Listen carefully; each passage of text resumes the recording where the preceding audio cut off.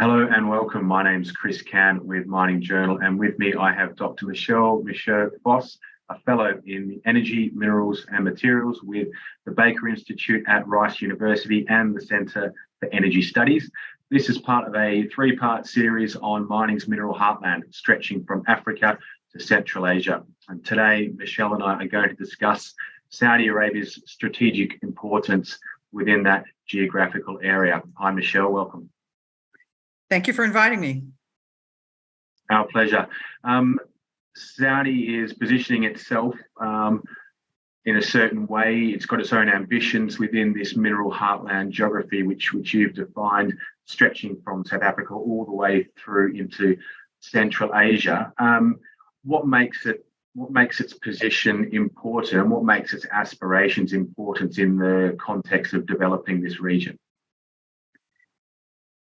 I hate to say that it's about the money, but a lot of it is about the money. What we have is a very powerful investor. And that investor has taken an interest in these businesses in strategic ways.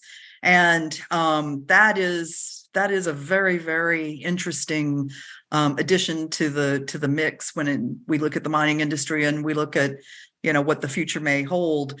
The second thing, of course, is that the Saudis do have a geology that's of interest, the Arabian Shield. There are deep brine pools in the Red Sea that have been discussed and tested. There are existing mining operations in the kingdom.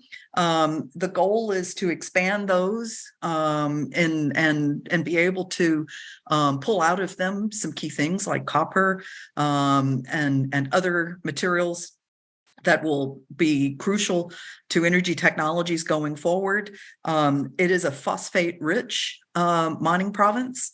So, that's of interest not only for the traditional phosphate businesses, fertilizers and that sort of thing, but also for the new battery chemistry, or I would say the new version of a very old battery chemistry, the lithium iron phosphate design, that actually could be appropriate for electric vehicles in that region, given the conditions, the populations, locations, and all of that sort of thing. The third really important thing about the kingdom, and not really just the kingdom, but the Gulf countries in general, are their access to shipping lanes, their access to global markets, which of course they have used in very effective ways for their traditional petroleum businesses. In fact, in an earlier segment, we referenced the minerals heartland. It's really the petroleum and minerals heartland, because this has been the breadbasket of our key energy and materials supply for a very long time. That gives them know-how in global businesses.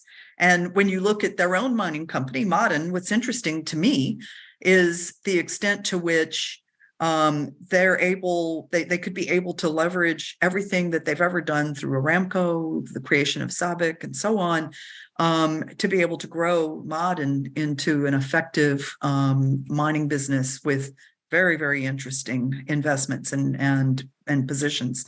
So it's an extremely interesting geography for a number of reasons.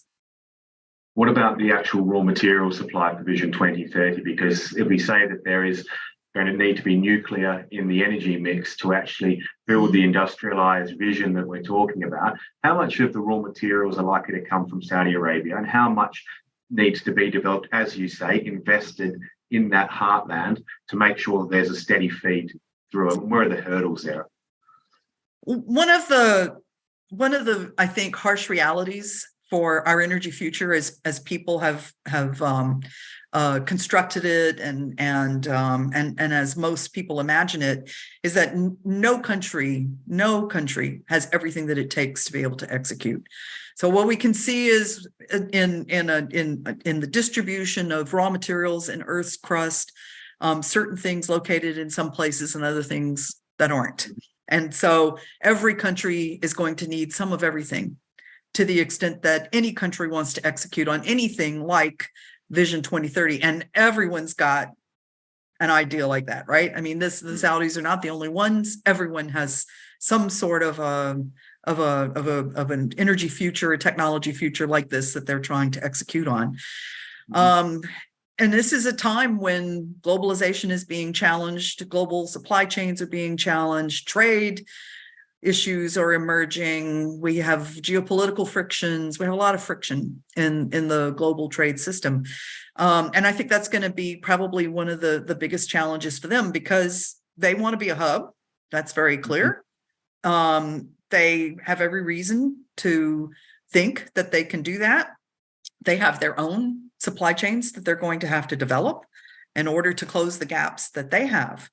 It'll be a proving ground for a tier of countries participating in all of this that haven't really stepped up to the plate yet. So we'll see how well they are able to execute on it and build out that capacity to supplement what they produce on their own. Michelle, we're going to have a closer look at what the vision looks like and that opportunity, as well as some of the challenges, in another interview, but we'll leave it there today. Thanks so much for your time. You bet.